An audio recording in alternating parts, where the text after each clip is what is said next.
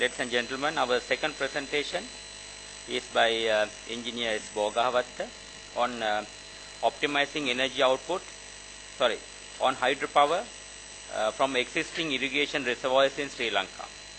Let me introduce engineer Bogahawaththa. He is a very senior engineer, senior chartered engineer, and he has been an electrical engineer at CEB and retired from CEB as a deputy general manager, and he has handled many projects in CEB. He has been an area engineer, and when he finished his career, he was the project director of the famous lighting Hambantota project, and I'm sure the CEB was proud of the work done by him in the Hambantota district, very challenging, and everybody appreciated that. And his specialties are in the reliability of power systems and power and energy, and also in the renewable energy. So his topic is, as I said earlier, hydropower from existing irrigation reservoirs in Sri Lanka. Okay, let us welcome engineer Bogahawaththa to do his presentation. Thank you. Ladies and gentlemen, and distinguished guests, I am going to present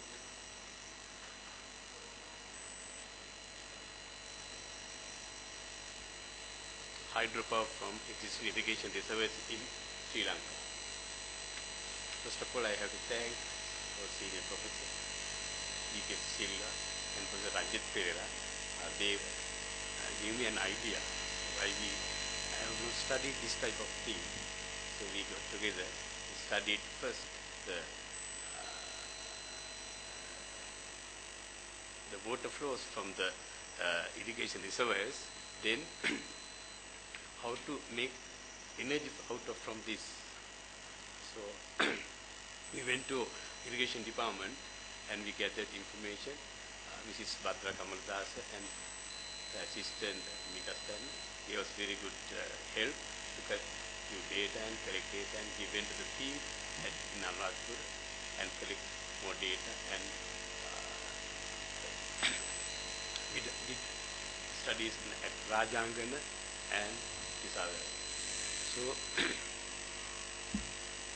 I'll start the presentation. Introduction: the large scale hydro generation already harnessed in Sri Lanka. So very few, as Professor Ranjit said. Then we had to go for the balance, thermal and renewables. So mini and micro hydro from water released from irrigation reservoirs, not considered earlier, has now become viable. So this is available capacity and energy as at 2010. Early 2002 it was around 7,000 gigawatt hours we use. In 2010 it is about 11,000. More than 50% increase. Therefore we have to find the resources.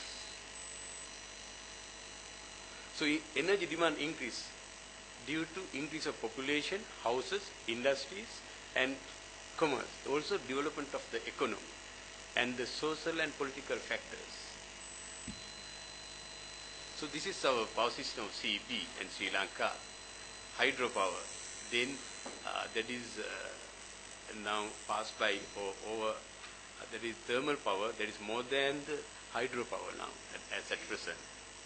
So therefore we have to go for some other resources like renewable energy.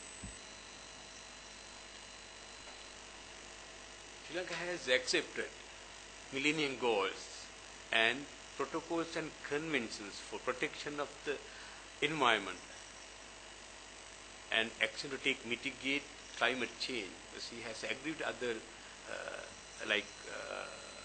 foreign bodies, UN and other conventions.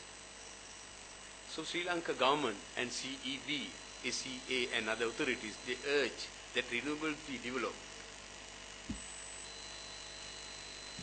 So vast renewable energy sources, Sri Lanka can look forward for better than most other countries in the region.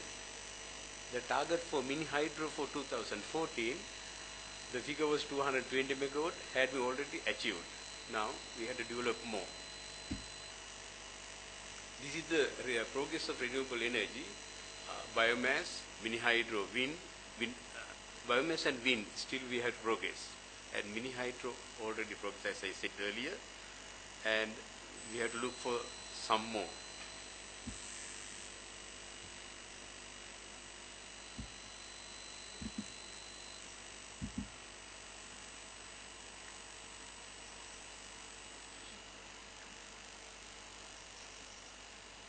Renewable energy target of Sri Lanka.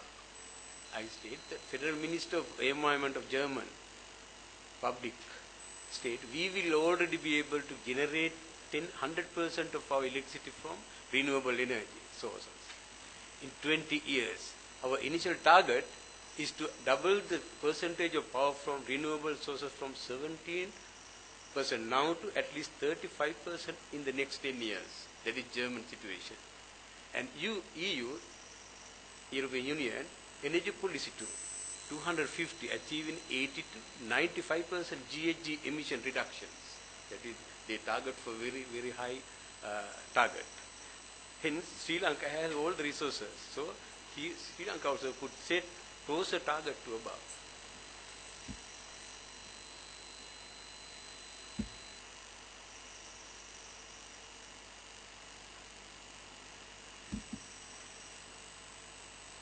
There are many suitable locations, like in irrigation reservoirs, and new turbines have been developed. That is for low heads. Earlier, low heads turbines are not available. Therefore, we are not thinking about going for low heads. Turbines could be installed at the outlet of the sluice gate, sluice, avoiding dam, canal, penstock.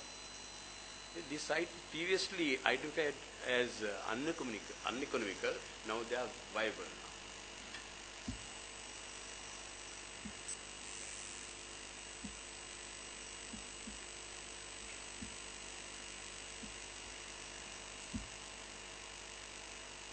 Irrigation reservoirs in central province.